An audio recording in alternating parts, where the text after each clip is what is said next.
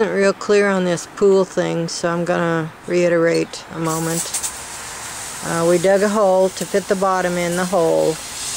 Then first we scarified all the weeds, and we get me all wet here.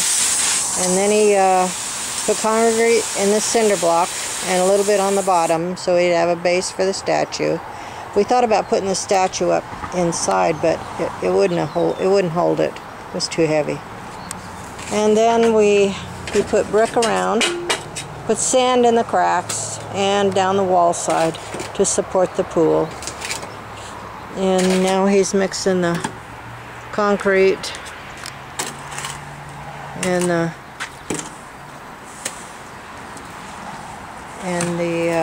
glue with a little water, not much water. And then he's gonna put that under the base of the statue, and we'll see how it goes. Then he'll probably have to level it off. So till next time.